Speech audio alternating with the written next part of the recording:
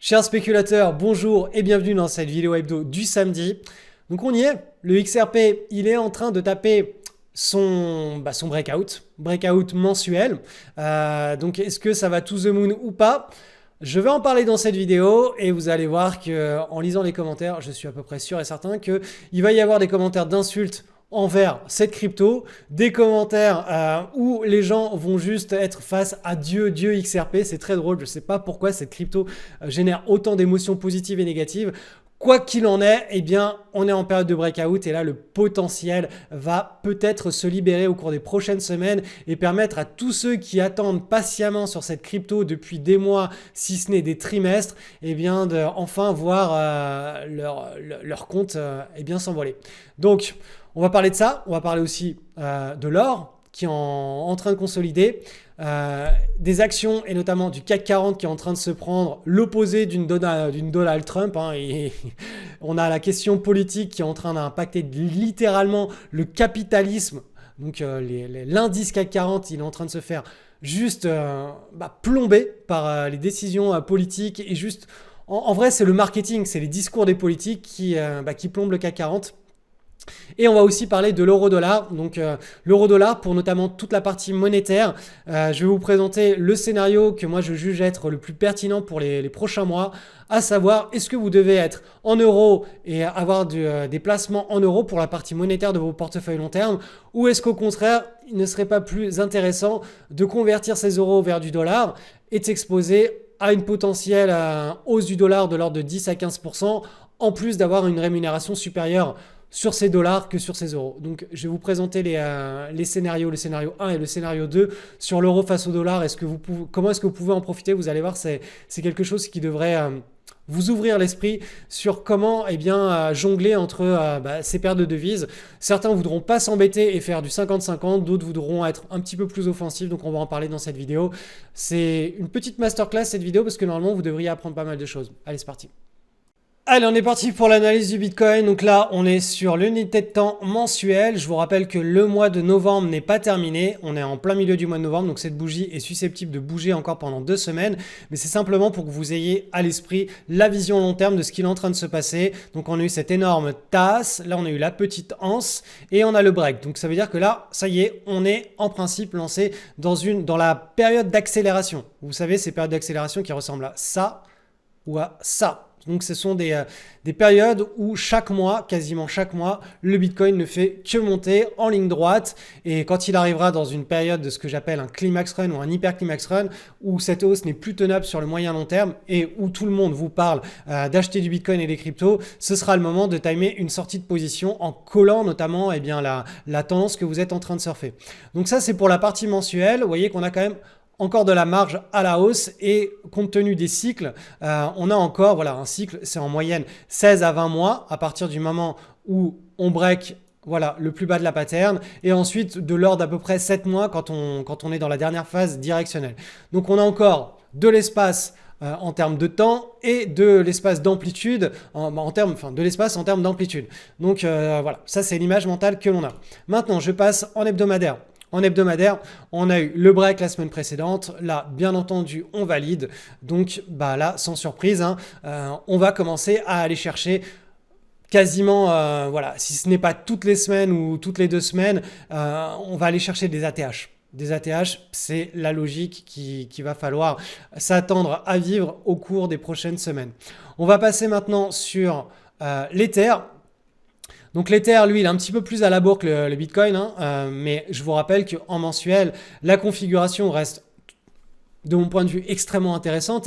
On a cette séquence en wedge avec une première vague, 2 on consolide, 3e vague d'impulsion, 4e vague on consolide à nouveau, et là on est en train d'entamer, vous le voyez ici, la 5e vague. Donc là, ce break que vous êtes en train de voir ici en mensuel, c'est le mois de novembre, où on casse ce petit pivot et où on casse ce wedge descendant, c'est le signal, on en avait eu déjà ici, de top départ de boule, et là on en a un deuxième, sauf que celui-ci s'accompagne de l'ensemble de la cote des cryptos. On a énormément de cryptos qui sont en train de lancer des signaux de bull market, ce qui n'était pas forcément le cas à ce moment-là. Donc voilà, l'Ethereum Il a un petit peu, je le répète à la bourre par rapport au Bitcoin, mais il pourrait très bien voilà, se valoriser, pumper au cours des prochains mois. On est dans une phase ultra directionnelle en principe hein, pour les cryptos, donc je m'attends à ce que l'ensemble de la cote nous réserve des surprises et qu'il y ait peut-être des rattrapages inattendus de certaines cryptos par rapport à d'autres. Je me rappelle que notamment pendant la vague haussière de 2017, on avait pu faire un flip entre Bitcoin. On avait pris toute la hausse du Bitcoin, on était sorti sur le wedge et ensuite après il y avait l'Ethereum qui nous faisait une magnifique tas séance. Donc je peux vous la montrer, c'était hop, ici, on avait une magnifique tas séance et on avait le break là. Le break au moment où le Bitcoin, lui, avait déjà terminé son histoire. Donc, c'est voilà, le Bitcoin termine et on a ensuite une alt season et on peut reprendre des trades directionnels sur le reste de l'alt season. Donc là, c'est peut-être ce qui va se passer, je n'en sais rien, mais en tout cas, on voit très bien que les liquidités sont en train de s'engager massivement dans ce marché. Donc là, l'Ethereum, cette semaine, il stabilise, c'est normal, on est sur une petite zone de résistance, hein. Ça fait très longtemps qu'elle est dessinée, hein, ce petit drapeau, ce petit wedge oblique en pointillé, on est dessus. Donc peut-être que là, pendant 2, 3, 4 semaines, ça pourrait stabiliser. Donc faire quelque chose comme ceci, un petit drapeau, avant d'ensuite aller chercher la zone d'ATH, peut-être consolider et ensuite, boum, avoir une accélération. Donc ça, les petites consolidations que je vous dessine, c'est juste parce qu'on a des points durs. Le point dur de la TH et là le point dur de la petite consolidation ici qu'on est en train de vivre depuis le début de l'année 2024. Allez, c'est parti pour l'analyse du XRP. Ça faisait longtemps, c'est normal. C'est un graphe en mensuel, c'est une pattern en mensuel et là il est en train de se passer des choses cette semaine et on va en parler. Alors je rappelle, le XRP c'est la crypto qui génère le plus d'émotions, je sais pas pourquoi, il y en a qui sont pour à 100%, 500% et d'autres qui la détestent et qui disent que c'est le plus gros scam de l'histoire des cryptos. Bref, peu importe, nous on est simplement là pour analyser les cycles et voir un petit peu ce qui se passe. Donc je vous rappelle, la pattern en mensuel, elle part de deux principes. Un, on a une vague d'impulsion comme ça. Ça veut dire ça que le XRP est capable de pumper. Deuxième chose, on a une consolidation dont la volatilité se contracte de plus en plus. Donc vous voyez que là, hop, 1, 2, 3, on a quasiment plus de volatilité. Et qu'est-ce qui se passe cette semaine et ce mois-ci d'ailleurs? On a un break qui est en cours là. Là, on a un premier break qui est en cours.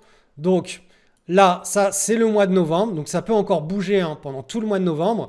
Mais grosso modo, si là on casse et on reste au-dessus de ce pivot là au mois de novembre, on peut déjà commencer à supprimer tout ça. Et on peut se dire, oulala, la deuxième chose pour le XRP, c'est juste, entre guillemets, juste d'aller casser le haut de ce triangle. Là. Donc là, on a un premier signal de top départ de bull run et ça s'accompagne avec l'ensemble de la cote, hein. On l'a vu, hein, ça fait 2-3 semaines qu'on en parle et ce signal que vous voyez ici en mensuel, on en avait déjà eu un ici, mais vous voyez que le triangle était encore il n'était pas mature. Donc l'objectif qui était attendu, notamment à ce niveau-là, vous pouvez repartir sur ma chaîne YouTube au moment du tournage de la vidéo de cette semaine-là, on s'attendait à un pump vers le haut du triangle, puis éventuellement une latéralisation et ensuite le break. Ce qui s'est passé, c'est que le pump vers le haut du triangle, ici, boum, qu'on s'attendait, puis la latéralisation n'a pas eu lieu. Ce qui s'est passé, c'est qu'on a eu un petit pump, comme ça, et la latéralisation, elle a eu lieu ici au lieu de ici. Donc, moi, à ma lecture, l'image mentale que j'ai par rapport à XRP, eh bien, c'est tout simplement, là, compte tenu du breakout qui est en train de se mettre en place, c'est que quand on va arriver là, à proximité de ces niveaux-là, on risque d'avoir une petite consolidation qui ne sera pas forcément longue dans le temps et ensuite, on pourra accompagner le bull run. Et XRP est vraiment un sujet extrêmement chaud qui déchaîne les foules. Me demandez pas pourquoi, mais voilà, c'est comme ça. Et me demandez pas pourquoi les investisseurs ont décidé de se mettre à pumper cette semaine-là XRP plutôt qu'une autre devise, crypto-monnaie. c'est pas moi mon job, c'est pas ça. Moi mon job c'est juste de commenter ce qui est en train de se passer. Et là clairement XRP est potentiellement sur un point de départ, un point d'envol. Donc je vais vous le dessiner pour que ça reste un petit peu figé dans l'histoire, quelque chose qui pourrait ressembler à cela. Donc voilà, pas d'analyse graphique de XRP en hebdomadaire, ça n'a pas vraiment de sens parce qu'on est vraiment sur une pattern en mensuel et il y a aller sur du daily ou de l'hebdo, ça sert à rien. On va juste voir en détail, voilà ce qui s'est passé ici. Et honnêtement, ça ne sert à rien de voir en détail que ah bah oui là, on a fait du ping-pong. Super intéressant, non, ça sert à rien du tout. Ce qui compte vraiment, c'est de comprendre que la volatilité, elle se tasse de plus en plus et que au moment où là on break, on a toutes les majeures ou l'ensemble de la cote des majeures qui est en train de breaker aussi. Donc les liquidités sont réellement en train de s'investir sur cette classe d'actifs que sont les crypto-monnaies en ce moment.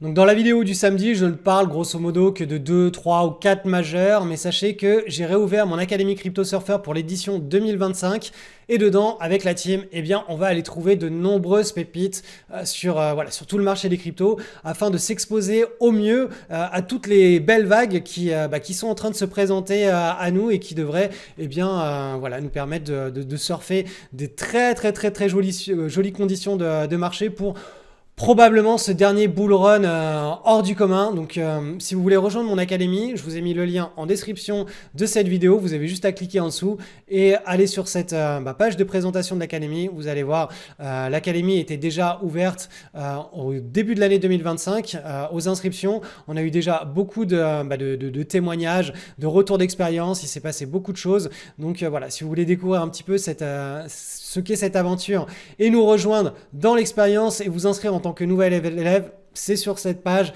Et si vous faisiez partie de l'ancienne édition, vous pouvez aussi aller sur cette page pour rejoindre, je vous expliquerai sur cette page comment rejoindre l'académie en tant qu'ancien avec un petit fees à l'entrée pour tout simplement pouvoir continuer à surfer les nouvelles tendances de ce bull run. Allez, petit point sur l'euro-dollar. Donc là, je vous ai affiché le graphe en mensuel. Ça signifie que la bougie que vous voyez là, qui est en train de breaker vers le bas, elle est susceptible encore de bouger pendant 2 semaines. On est le 16 novembre, donc ça c'est le mois de novembre. Là, actuellement, si ça affiche une zone de breakout, c'est susceptible de revenir clôturer au-dessus et qu'on ait un rebond sur ce support. Là, en gros, ce que j'essaie de vous présenter, c'est que on est dans un flux baissier ici sur l'euro contre le dollar. On a eu énormément de mal là, sur cette zone de résistance. On n'a jamais réussi à la passer. Et là, voilà ce qui était attendu. Ça fait des mois et des trimestres que je vous parle de cette zone de résistance. Et là, on est en ce moment dans une période de trouble pour l'euro. C'est-à-dire que là, si au cours des 2 prochaines semaines, on reste dans cette zone-là, sous le pivot, on aura un nouveau signal de baisse. Et ce signal de baisse, c'est pas un signal anodin, c'est un signal d'accélération à la baisse. Et ça veut dire que là, l'euro pourrait accélérer très fortement vers quelque chose qui l'amène à moins 17% par rapport au dollar américain, voire même à moins 22%. Certains vont me dire, ils m'ont déjà dit dans les commentaires, dans tes rêves, Cédric, peut-être que c'est dans mes rêves, mais moi le but c'est pas de faire des pronostics sur les marchés basés sur de l'économie ou de ce que j'entends sur BFM ou quoi, c'est simplement je lis le chart et je vous donne les scénarios le plus objectifs vis-à-vis du chart et de la psychologie des foules. Après vous pouvez adapter ça à vos propres vision de l'économie, des cycles, de la liquidité, des taux d'intérêt.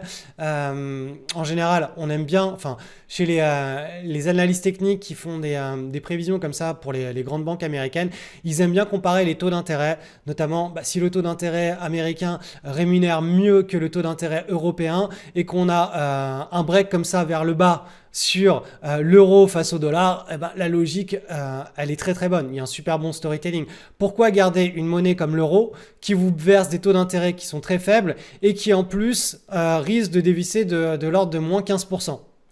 Alors qu'à côté, vous pouvez avoir, et je vais vous le mettre, le graphe du dollar, si je le retrouve, vous pouvez avoir du dollar qui vous verse un taux d'intérêt bien plus intéressant que l'euro et qui lui est dans une situation entre guillemets de hausse. Là, le dollar, c'est le dollar coté contre un panier de devises à l'international. Il a fait hop un break ici, un deuxième break ici. Donc on a eu quelque chose qui a vraiment bien monté en mensuel. Là, on est en train juste de digérer cette hausse-là. On est en train de la digérer dans une petite période de consolidation. Vous voyez qu'elle arrive sur le support. Avant, c'était une résistance. Là, on est sur le support. On a tapé une fois, deux fois, trois fois, quatre fois, cinq fois. Et là, grosso modo, on est en train de se dire, OK, bah là, ce mois-ci, si on termine au-dessus, pour le dollar, ça signifiera qu'on est en signal de jambe haussière. Donc, je réitère, mais pourquoi garder de l'euro qui rémunère moins que le dollar, qui est dans une situation où potentiellement il peut se prendre un shot de moins 15%, plutôt que de basculer sur du dollar qui rémunère bien et qui en plus a un potentiel de hausse, lui, de l'ordre de plus 15%. Sachant que si le breakout est un fail, il ne marche pas ce breakout, ce qui risque de se passer, le scénario le plus probable, c'est simplement que c'est un faux signal et on continue de ranger. Et dans ce scénario-là, encore une fois, pourquoi garder des euros qui rémunèrent moins bien que du dollar, sachant qu'on est sur une parité des deux devises qui ne bouge pas. Donc voilà comment réfléchissent un petit peu les stratèges et comment est-ce qu'ils mettent en place des positions dans des positions globales macro dans la hedge fund et comment est-ce que vous aussi vous pouvez arbitrer eh bien, notamment la partie monétaire d'un portefeuille long terme ou tout simplement prendre des paris spéculatifs. Qu'on appelle global macro. Moi, les paris spéculatifs directionnels, je préfère les prendre sur les actions parce que quand on est en bull market, on va vraiment sur 5 000, 10 000 actions trouver des pépites qui sont dans des situations hors du commun. On arrive à en trouver régulièrement chaque mois qui sont très intéressantes. Le but, c'est pas de prendre 100 trades, c'est si vous arrivez à prendre 20 trades, mais sur les 20 patterns les plus explosifs de l'année, vous allez pouvoir faire des gros écarts à la moyenne, vous serez exposé à ce qu'on, moi j'appelle des accidents positifs de richesse, des grosses asymétries positives. Ces grosses asymétries positives, on ne va pas les trouver sur de l'euro face à du dollar. Donc ces analyses de sentiment de marché sont davantage basées pour, de mon point de vue, les portefeuilles long terme pour savoir si on bascule sa partie obligataire monétaire sur de l'euro plus que sur du dollar ou inversement, ou si on fait un 50-50. Bref, ça vous donne juste une vision un petit peu de ce qu'il est possible de faire sur des gros patrimoines ou des petits patrimoines d'ailleurs dans la partie non spéculative de sa gestion financière. Donc voilà, on va passer sur l'or. Ça y est, l'or est en situation de correction. Alors, c'est pas qu'on s'y attendait, mais c'est quand même que là, on s'était dit, ça, vous pouvez regarder la vidéo. Là, ça commence à sentir la correction. On avait déjà bien monté, on avait une très très belle jambe de hausse. Donc effectivement, on a eu cette semaine, la semaine précédente, où ça a commencé à baisser. Et là maintenant, on se demande où est le bas de la consolidation. Donc là, cette semaine, on a bien baissé, vous voyez. Donc là, la logique, c'est tout simplement celle de ce canal en pointillé que je vous ai tracé. Donc c'est le rythme de ce bull market qui a été initié depuis le mois de mars 2024, de ce nouveau bull run. Donc vous voyez que là, on peut très bien aller chercher la zone. Là, si on avait une zone en gros de panique, on pourrait très bien aller rechercher cette zone-là sans que ça ne remette rien en question et que ça ne nous inquiète pas. Là, moi, je pense qu'on va davantage commencer à rebondir soit cette semaine, soit la semaine d'après et commencer à latéraliser. Et on aura dans cette latéralisation quelque chose qui pourra nous donner eh bien, la forme d'une consolidation dont on n'a absolument pas...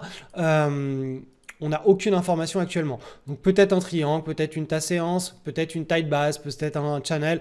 Peu importe, là l'idée maintenant c'est de se dire on va consolider pendant quelques semaines sur l'or. Donc Trump, j'imagine, il a relax un petit peu tout le monde par rapport aux guerres. L'or, c'est un actif qui aime bien monter, notamment pendant les périodes de guerre et pendant les périodes de taux d'intérêt réels négatifs. Donc on va aller voir maintenant l'or coté en euros. Hop, on charge ça. Donc la logique est exactement la même. Comme l'euro est en train de baisser très fortement, eh bien face au dollar, on voit moins la baisse par rapport à l'or, mais la logique est la même. L'or, tout ce qu'il faut retenir, c'est que maintenant et pendant, je pense, plusieurs semaines, on va rentrer dans une petite période de consolidation. Et donc cette période de consolidation, elle va durer plus ou moins longtemps. Elle peut durer aussi longtemps que ce qu'on a vécu ici pendant l'année 2024. Donc c'est-à-dire voilà une belle marge d'escalier où elle peut être un peu plus courte dans le temps. Ça, l'avenir nous le dira, on n'en sait rien du tout. Tout ce qu'il faut retenir, c'est que après cette belle vague de hausse, là maintenant, on a besoin de respirer. Mais je vous rappelle qu'en mensuel, là, c'est l'or coté contre de l'euro On est juste en plein milieu du canal, donc on a encore un bon potentiel de hausse. Et là, si je vous affiche l'or coté en dollars en mensuel, idem, hein, ce canal ici, on a encore pas mal de marge à la hausse. Je ne dis pas on arrivera ici, hein, mais c'est simplement quand on regarde le momentum et la vitesse que les investisseurs ont enclenché sur ce bull market, on n'est pas censé être au bout du bull market là, mais on est censé être plus sur le milieu, voire un petit peu en dessous du milieu. Donc moi, de mon point de vue, l'or reste un actif à privilégier au cours des prochaines années. C'est quelque chose qui devrait continuer à s'apprécier. Et bien entendu, hein, quand on arrivera dans une zone de surchauffe, je serai le premier à vous dire, là, il faut commencer à s'inquiéter, peut-être alléger ses positions en or si vous faites du directionnel, peut-être faire un rééquilibrage prématuré par rapport à votre date de rééquilibrage annuel si vous avez un portefeuille diversifié avec de l'or dedans. Donc voilà à quoi servent un petit peu ces analyses de sentiment de marché. Analyse du SP500 avec une petite semaine de baisse, c'est une semaine de consolidation, donc on est toujours dans la dynamique, on se dirige vers le haut de ce canal en pointillé, donc c'est le momentum et je vous rappelle l'image mentale à très long terme en mensuel et celle-ci, hein, depuis la crise des subprimes de 2008, on a eu 1, 2, 3, on serait dans la 4e très grande jambe haussière. On pourrait même dire qu'on est dans la 5e si on considère la première vague impulsive ici. Donc voilà, les vagues en bull market en général, elles sont assez régulières hein, d'un point de vue de l'unité de temps mensuel. On a des mois qui s'enchaînent à la hausse avec certains mois où il y a un petit peu de volatilité où il y a un mois baissier, 2 mois baissier, 3 mois, 4 mois baissier. Là, si on regarde sur cette jambe haussière, la jambe haussière de Donald Trump, on a eu un mois de stagnation. Sinon, il ne s'est pas passé grand-chose hein, jusqu'à février 2018. Là, pareil, hein, sur cette jambe haussière, vous voyez, ce sont des... Quand ça baisse pendant un mois, en général, c'est juste une séquence de stabilisation. Donc là, actuellement, on a eu... Voilà, un mois de stabilisation et un deuxième mois ici de stabilisation en rouge. Donc la logique, enfin le sentiment de marché, hein, il colle vraiment à celui d'un bull market. Et voilà, les objectifs restent tout simplement autour de l'année 2026 sur ces niveaux-là. Donc rien de neuf sur le SP500, on est simplement sur une semaine où on a une petite consolidation. Sur le Nasdaq maintenant, hop, donc là c'est pareil, on est toujours autour de la zone de pivot. Alors, je vais essayer d'élaguer un petit peu tout ça. Donc là, ça nous fait une espèce de tasse avec une petite anse. Donc là, on est toujours sur cette zone-là de pivot. On est en train de la travailler, mais le breakout a eu lieu la semaine précédente. On est censé maintenant être dans une période d'accélération. Donc en hebdomadaire, une période d'accélération, ça veut simplement dire voilà, une séquence où ça booste comme ça pendant quelques mois. Quelques semaines, quelques mois. Donc voilà, la logique maintenant, c'est simplement d'aller chercher l'objectif de cette tasse et anse. Hein. Je vous rappelle que si on reporte l'amplitude de cette tasse et anse par rapport au pivot, on obtient voilà, cette zone-là qui va être notre zone d'objectif et qui correspond, qui coïncide avec le haut du canal haussier en pointillé. Donc voilà, les pays développés, enfin notamment le marché américain, on reste très haussier avec le catalyseur Donald Trump actuellement. Du côté de l'Europe maintenant avec le DAX, l'indice allemand, donc on a une nouvelle semaine où il ne se passe pas grand-chose. Hein. Vous voyez là, ça fait 1, 2, 3... On va dire 3 semaines où ça fait du ping-pong dans ce petit range. Et en réalité, la consolidation, hein, hop là, elle s'établit depuis la semaine du 23 septembre. On a eu ce magnifique breakout qui était très vif hein, pour un indice. C'est assez rare d'avoir des semaines aussi vives sur un breakout. Donc voilà, là tout simplement, on est en train de faire un petit drapeau pour le moment hein, et autour de cette semaine de breakout. Donc c'est une séquence de consolidation qui, si elle casse vers le haut au cours des prochaines semaines, pourrait enfin lâcher les taureaux sur le Nasdaq, les taureaux allemands sur le Nasdaq. Et vous voyez qu'on a un magnifique canal en pointillé, c'est le momentum hein, de tout ce bull market. Donc on voit que la vitesse enclenchée, grosso modo, elle est entre ces deux bornes. Donc les deux bornes, je le rappelle, ce n'est pas des zones scientifiquement fixes où si on touche, on doit absolument baisser et si on y va, on doit absolument toucher. Non, c'est simplement des zones. On pourrait représenter ça comme ceci. Donc voilà, ça c'est la zone Si on l'atteint, on sera dans une situation de survente où là, il faudra commencer à se dire attention, ça risque de reconsolider et pendant plusieurs mois. Mais pour le moment, on n'y est pas. On est plutôt dans la logique où on y va. Donc, on est en train de lancer la vague vers le haut de ce canal. Et enfin, Cocorico, l'indice français, le CAC 40, qui lui est en train d'avoir l'effet opposé. Les politiciens ont l'effet opposé en France qu'aux États-Unis. Donc vous voyez, c'est le seul indice des pays développés que je présente dans cette vidéo hebdo qui n'a pas breaké et qui n'est pas en situation de jambe haussière. Donc j'ai réévalué un petit peu la figure là. Hop. Ça, c'est un point d'inflexion, hein. C'est une figure de retournement de tendance à la hausse. Et rappelez-vous, j'étais sur une logique de épaule, tête, épaule. Sauf que là, avec les 2 dernières semaines et surtout cette semaine-là, on allait chercher un peu plus bas. Bah, la logique maintenant, c'est plutôt un double creux. Donc, double creux, c'est un premier creux ici. On a le pivot. Deuxième creux ici, on est sur le bas du canal. Et là, on s'attend davantage à un rebond, cassure du pivot éventuellement. Et on va chercher tout simplement le premier objectif qui est l'amplitude de ce double creux. On reporte sur le pivot et ça nous donne tout simplement ce premier objectif. Donc, vous voyez, le CAC 40 toujours à la traîne et là pour le coup en ce moment on sent vraiment que toutes les décisions des politiques impactent très très fortement cet indice qui normalement devrait être sur la même lancée que les autres indices des pays développés. Le CAC 40 c'est principalement quand même des entreprises qui sont internationalisées, qui font du business comme sur le DAX, comme sur le SP500 à l'international en plus d'être en France.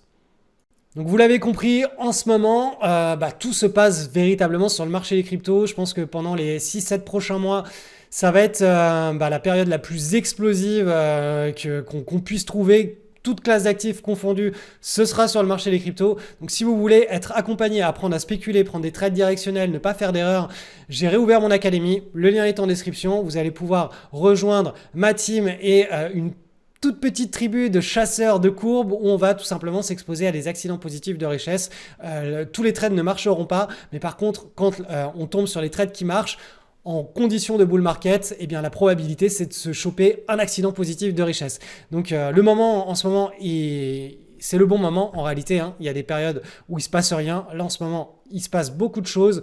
Donc, je vous invite vraiment, si vous voulez faire les choses sérieusement sur le marché des cryptos pendant ce nouveau bull run, de rejoindre l'académie. C'est la meilleure façon pour pouvoir apprendre déjà à spéculer, pas faire n'importe quoi, être accompagné et surtout profiter enfin correctement d'un bull run et c'est quelque chose que après vous pourrez tout simplement dupliquer sur d'autres classes d'actifs comme les actions, comme les matières premières. Voilà, c'est des compétences qui sont acquises à vie.